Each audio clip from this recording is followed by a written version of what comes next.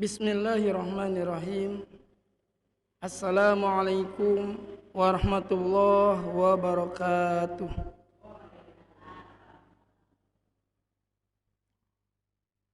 Innal hamdalillah nahmaduhu subhanahu wa ta'ala wa nasta'inuhu wa nastaghfir wa natubu ilaih wa min syururi anfusina wa min sayyiati a'malina may yahdihillahu fala mudilla lahu wa may yudlil fala hadiya lahu asyhadu an la ilaha illallah syarika lahu wa asyhadu anna muhammadan abduhu wa rasuluhu la nabiyya wa la rasula ba'dah.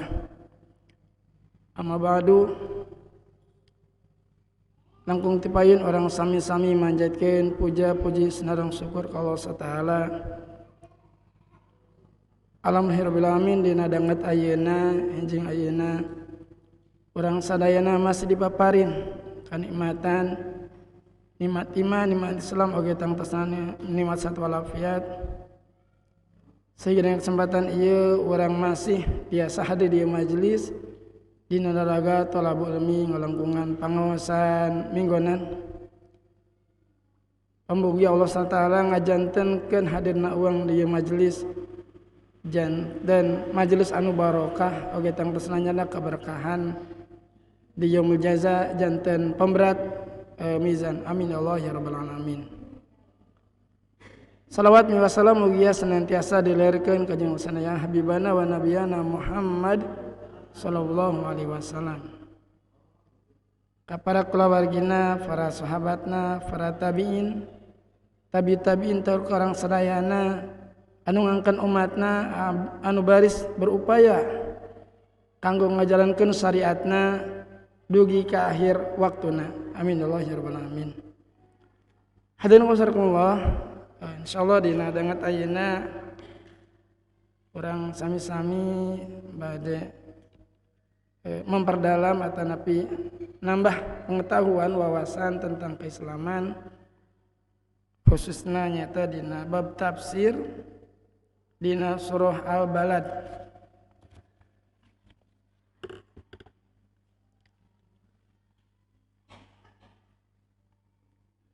Surah Al-Balad mangrupakeun surat Makkiyah anu diturunkeunana nyata sateacan Rasulullah sallallahu alaihi wasallam ngalaksanakeun hijrah ka Madinah.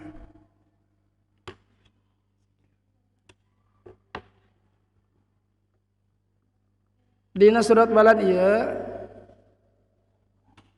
urang biasa memahami bagaimana kemuliaan kota Mekah ugi tangtasna anu berkaitan sareng kahirupan urang sadayana nyaeta terkait dengan bagaimana kelahiran manusia ke alam dunia dengan kondisi dan segala hal yang melingkupinya.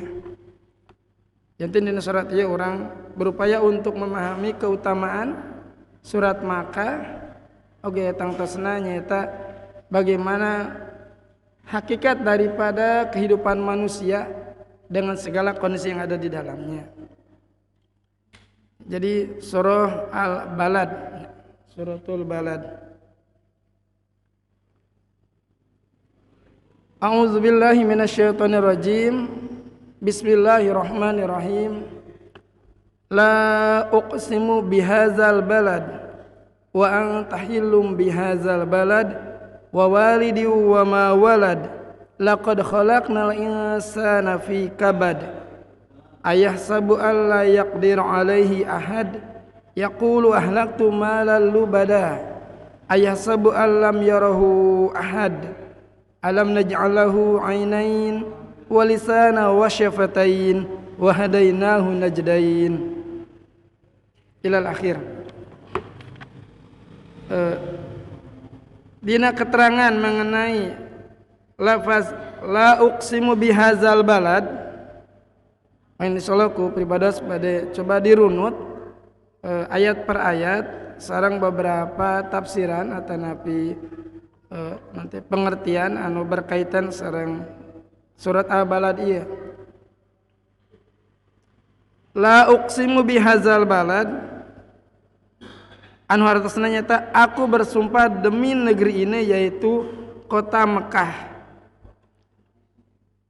Hadirin kumansakumullah, Allah Taala upami menegaskan atau napi mentakkidkan sesuatu hal nyata kulafad qasam seperti orang uninga surah Al-Asr wal asri wal fajri wad duha wal laili idza yaghsha. Jadi kulafadnya teh wau di dia negaskeun yen Allah Taala nandeskeun tentang hal anu sangat luar biasa, perkara anu leres-leres urang kedah berupaya memahaminya nyata dengan ketentuan yang disebutkan tadi.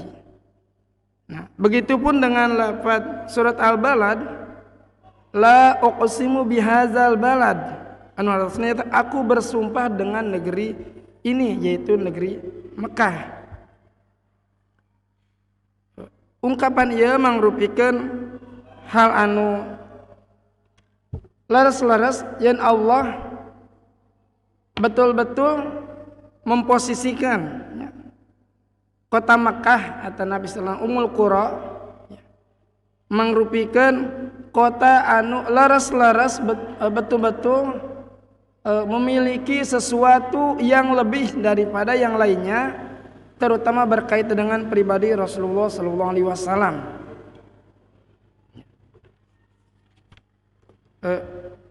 Hal anu berkaitan sareng keutamaan di kota Mekah nyata pada saat penduduknya dihalalkan dan juga dalam rangka untuk meningkatkan keagungan kedudukannya pada saat penduduknya berihram. Janten upami urang uninga kalimat ihram tangtosna ieu berbicara tentang pelaksanaan haji dan keutamaan kota Mekah. Husayb ngadugikeun dina riwayatnya, la uqsimu bihadzal balad, anu hartosna eta aku bersumpah dengan negeri ini yaitu Mekah. Termasuk Syabib bin Bishr nyebatkeun ti Ikrimah ti Ibnu Abbas, la uqsimu bihadzal balad nyata sumpah Allah terhadap negeri Balad. Janten dina beberapa tafsiran anu aya la uqsimu bihadzal balad, kalimat ieu nyata fokus atanapi hanya berkaitan dengan kota Mekah. Tidak ada kota yang lainnya dalam riwayat yang disebutkan. Janten la uqsimu bihadzal balad, Allah bersumpah dengan negeri Balad yaitu dengan kota Mekah ya. Al-Balad itu seharusnya negeri, tapi di sini lebih spesifik nyata kota Mekah. Kemudian wa antahilum bihadzal balad, dan Allah berfirman yang artinya dan engkau Muhammad bertempat di negeri Mekah ini. Wa antahilum bihadzal balad, wa anta langsung ditujukan ke Rasulullah sallallahu alaihi wasallam. Anu nyebatkeun engkau wahai Muhammad diperbolehkan bagimu untuk berperang di dalamnya. Nah, ieu pangitan aya beda sedikit perbedaan keteranganana. Engkau wahai Muhammad diperbolehkan bagimu untuk berperang di dalamnya. Wa antahilum bihadzal balad. Nah, sementara dalam keterangan lain kita melihat bahwasanya balad ini adalah tanah haram ya.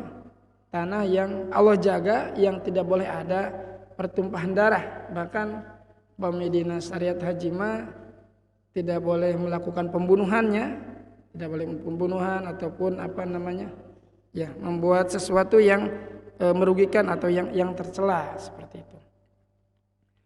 Kemudian dalam keterangan lain, Sa'id bin Jubair, Abu Sholih, Atiyah, Ad-Dahak, Qatadah, As-Sa'di dan Ibnu Zaid menyebatkan, apa yang engkau dapatkan di dalamnya maka itu halal bagimu. Ia masih berkaitan dengan Rasulullah SAW. Bahkan ungkapkan Al-Hasan bahasanya bagian Allah menghalalkan untuk beliau sesaat di waktu siang, dan inilah makna yang mereka kemukakan. Nah ini kalimat wa antahilum bihadzal balad anu hartos di awalnya nyata Rasulullah dihalalkan untuk melakukan peperangan ya di kota Makkah. Kemudian keterangan berikutnya wa antahilum bihadzal balad nyata berkaitan dengan waktu nanti waktu kota eta dihalalkan dan diharamkan, sehingga ini menunjukkan sesuatu kepada Rasulullah SAW manakala ya, diungkapkan di keterangan anak inna hadzal balad haramallahu yauma khalaqas samawati wal ard fahuwa haramun bihurmatillah ila yaumil qiyamah la yu'dadu syajarahu wa la yuhtalu khalahu wa inna ma uhillat li sa'atan minan nahar wa qad wa'adat hurmatuha al yaum ka hurmatiha bil amsi falyubaligh asyahid al ghaib. Sesungguhnya tanah ini diharamkan Allah sejak terciptanya langit dan bumi. Inna hadzal balad haramallahu yauma khalaqas samawati wal ard. Fa huwa haramun bihurmatillah. Maka negeri ini negeri haram dengan keharaman dari Allah hingga hari kiamat. La yu'dadu syajarahu, tidak boleh ditebang pohonnya. Wala yuhtala khalahu, dan tidak boleh dipotong rumputnya. Wa innama uhillat li sa'atan minan nahar, tetapi hal itu dihalalkan bagiku sesaat pada waktu siang. Wa qad adat hurmatuha al yaum kahurmatiha bil amsi, dan pada hari ini ia telah kembali menjadi haram sebagaimana keharaman jadi hari kemarin. Fal yubalik asyahid al ghaib, maka hendaklah orang yang hadir menyampaikan kepada orang yang gaib. Jadi ini keterangan dia ada khususiat atau nabi kekhususan untuk Rasulullah SAW di mana tanah Makkah ya, atau kota Makkah itu dihalalkan di waktu siang untuk Rasulullah SAW, dan tentunya diharamkan untuk waktu malam. Maka ini khususiat untuk Rasulullah SAW. Kemudian apabila ada orang yang berdalih fa in ahadun tarhasa bi qitali Rasulillah sallallahu alaihi wasallam, dengan peperangan yang dilakukan oleh Rasulullah sallallahu alaihi wasallam fiha faqulu lahu innallaha azina li rasulihi wa lam ya'zan lakum. Jika ada seorang yang berdalih dengan peperangan yang dilakukan oleh Rasulullah sallallahu alaihi wasallam, maka katakanlah kepadanya sesungguhnya Allah telah memberikan izin kepada Rasulnya, namun tidak pada kalian. Jadi ya Allah, ya makanya tadi wa antahilum bihadzal balad itu adalah kehalalan untuk Rasulullah SAW melakukan peperangan, tidak pada kalian untuk yang lainnya. Dan juga wa antahilum bihadzal balad ini adalah bagaimana Allah dengan keagungannya mengistimewakan Rasulullah SAW pada waktu siang dihalalkan, dan pada waktu malam diharamkan. Salajengna wa walidi wa ma walad anu hartosna, dan demi pertalian bapak dan anaknya. Ibnu Nyarir menyebutkan terkait dengan lafaz wa walidi wa ma walad, jadi yaitu pertalian antara al-walid orang yang melahirkan wa ma walad yang tidak melahirkan. Jadi kalimat wa walidi dan walid artinya orang yang bisa melahirkan ya, manusia tentunya. Kemudian ada keterangan tambahan wa ma walad, dan manusia yang tidak dapat melahirkan. Jadi yang dapat melahirkan dan yang tidak dapat melahirkan, atau yang mandul. Ikrimah menyebutkan dina keterangan al-walid nyata al-akir yang mandul, dan wa ma walad adalah yang mempunyai anak. Nah, Ikrimah ngadugikeun dina keteranganna al-walid itu adalah al-akir, Jadi walid sama dengan akhir, nyata yang mandul. Wa ma walad, dan ma di sini adalah ma seseorang. Wa ma walad, maknya adalah ma seseorang, walad yang dapat melahirkan. Jadi aya perbentanan arti. Anu pertama disebutkan wa walidiu, ya, secara bahasanya dan yang dapat melahirkan. Wa ma walad, ma di sini adalah ma nafi atau nafi ma anu hartosna tidak. Ma walad artinya yang tidak dapat melahirkan. Nah, sementara Ikrimah menyebutkan walid sareng akhir teh hartosna nyata yang tidak dapat melahirkan, yang mandul. Wa ma walad, justru ma di sini adalah ma yang menunjukkan dan siapapun yang dapat mempunyai anak. Jadi ada perbedaan makna begitu. Memang dalam bahasa Arab kadang-kadang lafazna hampir sama tetapi artinya berbeda. Nah, seperti sekian ya, merupakan hal anu terjadi gitu. Dina keterangan wa walidi wa ma walad, dina keterangan Mujahid, Abu Sholih, Qatadah, Ad-Dahhak, Sufyan Ats-Tsauri, Said bin Jubair, As-Sa'di, Hasan Basri termasuk Husaib sareng Saroh bil nyebatkeun al-walid nyaeta Adam. Jadi al-walid nyaeta Adam, yaitu bapak dari anak yang terlahir, termasuk bapak umat manusia. Al-walid. Wa ma walad, yaitu anak Adam. Ya. Jadi walid ma Adam, wa ma walad ma anak Adam. Karena sesungguhnya nanti regenerasi atau nabi proses keturunan orang teh nyata Adam.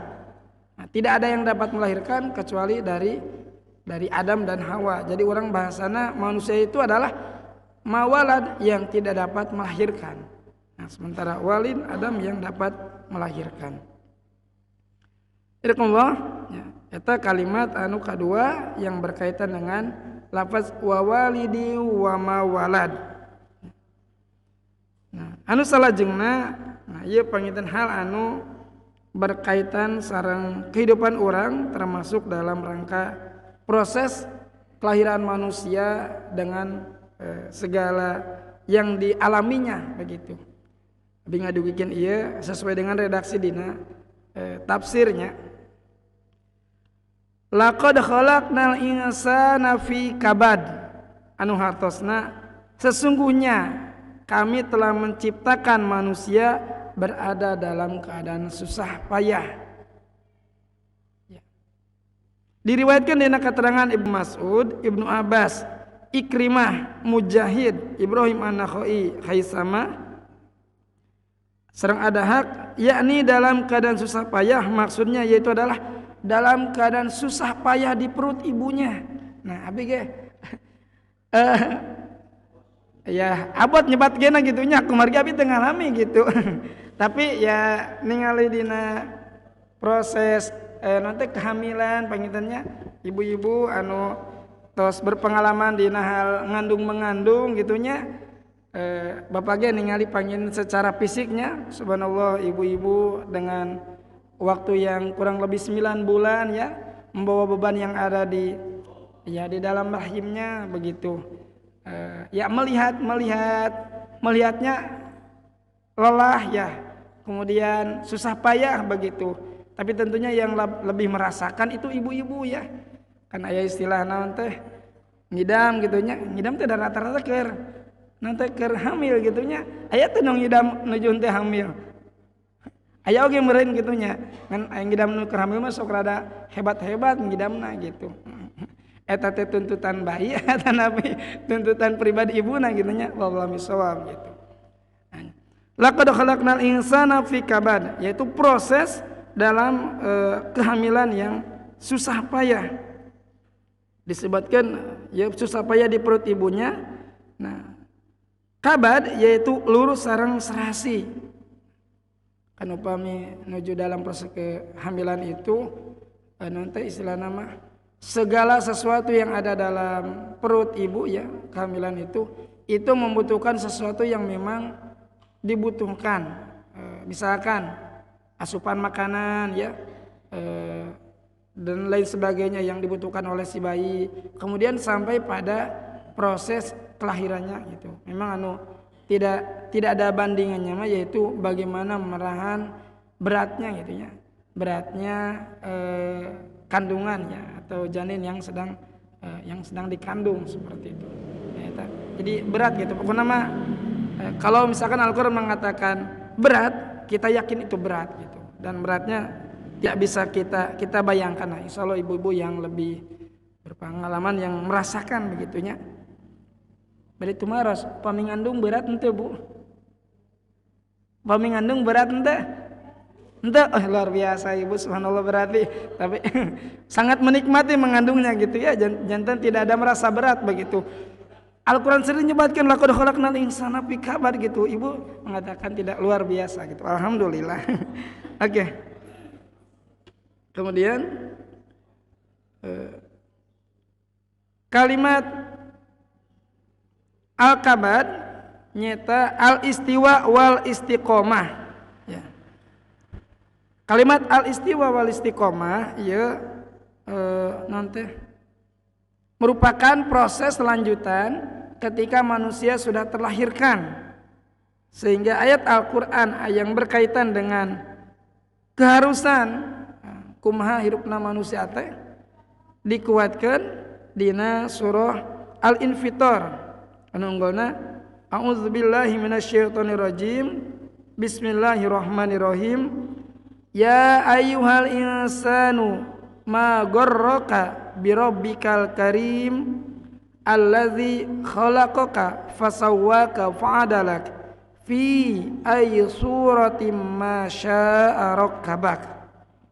Anu hartosna wahai manusia, apa yang telah memperdayakanmu terhadap Rabbmu yang maha pemurah, allazi khalaqaka fasawwaka fa'adalak, yang telah menciptakan kamu lalu menyempurnakan kejadianmu ya.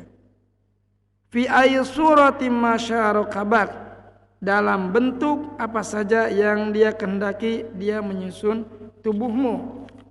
Nah, kemudian dikuatkan di keterangan lainnya laqad khalaqnal insana fi ahsani taqwim, sesungguhnya kami telah menciptakan manusia dalam bentuk yang sebaik-baiknya. Nah, di kawitan deui. Ya, semuanya pernah disampaikan sebelumnya bahwasanya Allah menciptakan manusia dengan kondisi apapun adalah ahsanu taqwim. Itu sebaik-baik bentuk. Ya. Jadi kumaha kondisi manusia nanti sempurna dalam pandangan kitanya, dalam pandangan fisik gitu. Sempurna tidak sempurna adalah ahsanut taqwim. Karena saestuna anu kalau diciptakan ditakdirkan manusia adalah ya yang terbaik untuknya. Cuma kadang-kadang manusia tidak melihat itu adalah sebagai sesuatu yang kurang bisa diterima atau nazubillahnya gitu. Ngarasula istilah Sunda nama.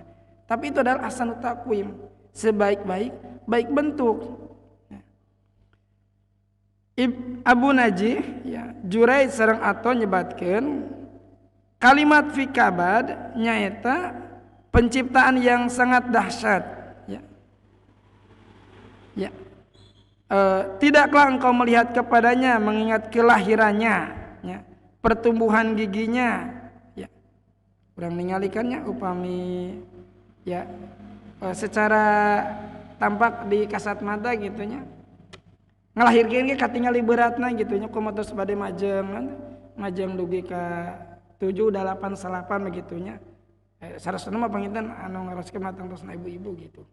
Nah, kelahiranna ieu mangrupikeun proses anu dikatakan sangat dahsyat. Ya, kelahiran. Bapak teu ngarasakeunnya gitu. Pokona mah hanya mengatakan mother is the best gitu, ibu adalah yang terbaik begitu ya, ibu adalah pejuang sesungguhnya begitu ya, karena hadirnya kita adalah dengan jasa ibu-ibu seperti itu ya, proses kelahirannya, pertumbuhan gigi-giginya, dan tentunya segala yang ada di dalamnya. Nah, termasuk ya bagi Allah semuanya mudah untuk menciptakan manusia dengan segala macam keadaan.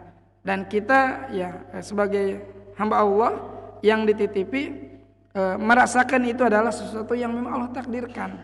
Maka dalam keterangan fikabad ini adalah proses yang lumayan dahsyat dengan berbagai macam proses, mulai di air mani, terus teh jantan segumpal darah, terus teh jantan nanti janti mugohnya, kemudian jadi bagian dari janin, kemudian sampai terlahir. Kalimat ya bahwasanya proses dalam mengandung ya atau sampai melahirkan manusia itu dengan proses yang berat, oke dikiatkan ku keterangan Al-Qur'an anu nyebatkeun hamalathu ummuhu kurha wada'athu kurha. Ibunya yang mengandung dengan susah payah dan yang melahirkannya dengan susah payah. Dan ibu-ibu, bapak-bapak ya utamina mengandung teh susah, ngalahirkeun oge susah. Jantan harus sayang ibu-ibu gitunya, seperti itu. Menyusuinya pun dengan susah payah dan penghidupan juga kadang-kadang susah. Menyusuinya susah. Ya susah gitunya untuk memberikan asupan yang terbaik ya untuk bayinya. Ya, makanya kita dianjurkan untuk terus berupaya mencari kebaikan-kebaikan dalam mendapatkan harta yang diberikan pada istri kita, seperti itu. Ya, upami urang mah ningalina kan secara kasat mata ibu-ibu, misalkan upami nanti menyusui murang kali kan tidak mengenal waktunya, ya tidak misalkan nyusunah itu menyusuinya jam sakiwai gitu kan tetiasa gitu. Bayi mah ya bayi gitu, tidak mengerti apapun gitu, tidak apal orang lese gitu, tidak apal orang ngantuk gitu, pokoknya dengan segala kondisi lah gitu. Maka dikatakan susahna karena memang ya susah begitu, tidak ada keterangan lain kecuali susah payah begitu dan waktu yang panjang ya. Kemudian keterangan lain nyebatkeun laqad khalaqnal insana fi kabad, yaitu Allah menciptakan manusia dalam keadaan susah ya, termasuk keadaan susah dalam mencari penghidupan, urusan dunia dan akhirat. Nyebatkan kalimat ia memang tidak semua orang mampu dalam artian dengan kemudahan-kemudahan yang didapatkan itu abi mah gampil misalkan.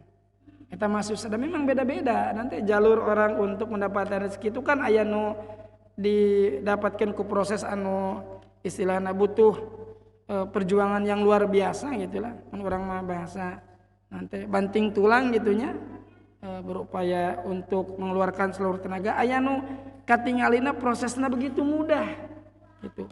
Ya, dengan hadir misalkan ke kantor atau misalkan hadir ke perusahaan gitu. Katingalina seperti mudah, ongkang-ongkang gitu. Wah. Jadi kan sok aya perbandingan gitu. Abi mah sesah dajang misalkan da abi mah tatanen gitu, tani wungkul gitu ya.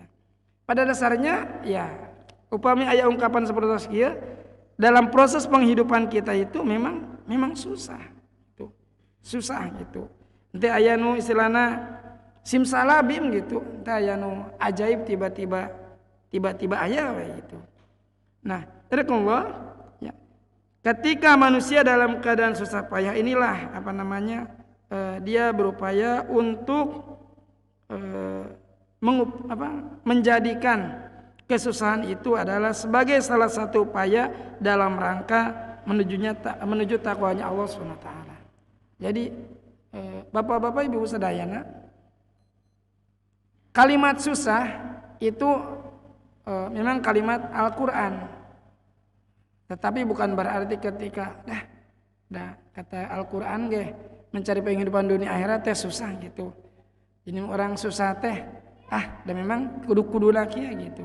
Tetap kita mah sebagai manusia punya akal, berupaya ya untuk melakukan amal lahir, amal batin ya, dalam artian amal yang sifatnya untuk kehidupan kita ya, untuk menghidupi hidup kita, dan amal batin untuk menghidupi kehidupan yang akan datang.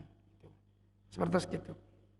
Kemudian selanjutnya ayahsabu alla yaqdiru alaihi ahad. Apakah manusia menyangka bahwa sekali-kali tiada seorang pun yang berkuasa atasnya? Ya. Hasan al-Basri nyebatkeun ya, yakni mengambil hartanya. Ya. Pami Ibnu Qatadah nyebatkeun anak Adam mengira bahwa mereka tidak akan ditanya tentang harta ini. Ayasabu alla yaqdiru alaihi ahad. Apakah manusia menyangka tidak ada seorang pun yang akan ditanya tentang hartanya ini, bagaimana ia memperolehnya dan kemana ia membelanjakannya. Jadi ya kaitannya tangtosna aya serang ayat sebelumnya, bagaimana mencari kehidupan itu dengan keadaan susah payah gitu, termasuk proses untuk memberikan kebaikan pada janin pada bejabang bayi yang sedang dikandung. Itu ada proses juga yang susah payah gitu. Termasuk ibu-ibu mengandung dan melahirkan pun susah payah, jadi semuanya susah gitu. Apakah ada orang yang mengira kalau semua itu tidak akan diukurkan, tidak akan ditanya ya. Sedangkan Asadi nyebatkan yaqulu ahlaktu mala lubada, yaitu aku telah menghabiskan harta yang banyak. Allah berfirman, yakni anak Adam mengatakan aku telah mengerjakan harta yang banyak. Demikian pula yang diungkapkan oleh Mujahid, Al-Hasan, Qatadah sareng Asadi, ayasabu alam yarahu ahad. Apakah dia menyangka bahwa tiada seorang pun yang melihatnya? Gitu. Adakah sangkaan orang itu ketika dia mendapatkan nikmat, kemudian dia membelanjakan harta, di mana hartanya ada yang tidak mengetahui? Ya maka yaqulu halaktu malalu bada, padahal manusia sendiri berkata aku telah melakukan atau mengeluarkan harta yang banyak ya. Kemudian ayasabu alam yarahu ahad, apakah dia menyangka bahwa tiada seorang pun yang melihatnya? Dalam artian apakah Allah tidak melihat apa yang dilakukan manusia tersebut ya. Sehingga dalam hal ini orang berupaya untuk memahami harta yang kita dapatkan dengan proses yang susah payah ya, dalam artian ya, maka itu semuanya harus jelas dari mana sumbernya, kemudian dikeluarkan untuk apa. Kalimat yaqulu ahlaktu malalubada, karena harta merupakan salah satu hal yang dimintai pertanggungjawabannya di akhirat kelak. Alam najalahu ainain, bukankah kami telah memberikan kepadanya sepasang mata, yakni melihat dengan keduanya. Bukankah Allah telah memberikan kepada manusia itu dua mata? Dengan mata itu kita bisa melihat al-haq al-batil. Jadi kalimat ayasabu alam yarhu ahad itu, apakah manusia tidak melihat ya, dengan apa yang dimilikinya, padahal Allah yang akan senantiasa menanyanya. Allah akan menanyanya. Dijawab alam naj'aluhu ainain, bukan kami telah menciptakan dua mata untukmu. Artinya kita berupaya untuk melihat mana yang benar dan yang batil ya. Walisana wa syafatain, dengan lidah yang kita bisa berbicara, mengemukakan anu hak-hak, anu batil-batil ya. Janten supaya orang nanti memahami hakikat yang sesungguhnya, yakni dengan kedua bir itu kita bisa melakukan komunikasi ya, termasuk makan makanan, termasuk memperindah ya wajah-wajah dan mulut. Memperindah di sini adalah menggunakan segala sesuatu ya yang sesuai dengan dengan tempatnya, bahkan dengan meningkatkan kebaikan-kebaikan itu. Ya. Kemudian ketika Allah SWT menegaskan kalau manusia itu sudah diberi dua mata dan dua bibir, sehingga di dalamnya bisa melihat, ya, dan bisa berbicara tentang kebenaran-kebenaran, ya, tentang yang dipersaksikan. Wa hadainahu najdain, dan bukankah Allah juga telah memberikan dua jalan? Ya. Jadi dua jalan ini merupakan pilihan kepada manusia. Sufyan Ats-Tsauri nyebatkeun, ya, di Abdillah dan Ibnu Mas'ud mengenai hal ini, najdain nyata jalan kebaikan dan keburukan. Jadi Allah sudah memberikan dua mata, dua bibir, dan Allah menunjukkan dua jalan, yaitu kebaikan dan keburukan. Maka diriwayatkan dalam Sinan bin Sa'ad, ya, atau Sa'ad bin Sinan, kalimat najdain adalah yang merupakan mungkarul hadis, ya. Menyebutkan mungkarul hadis oleh Imam Ahmad, Nasai, sedang Al-Jazani.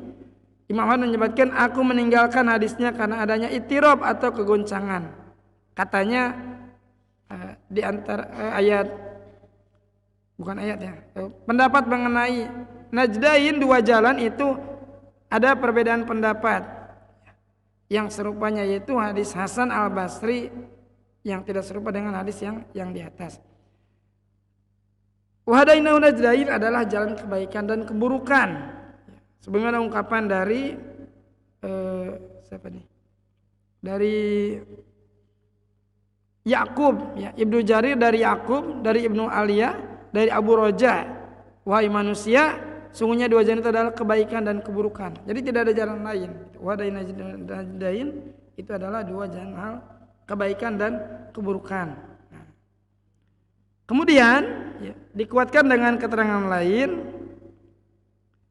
inna khalaqnal insana min nutfah amsyaj nabtalihi faja'alnahu sami'an basira inna hadainahu sabila imma syakira wa imma kafura.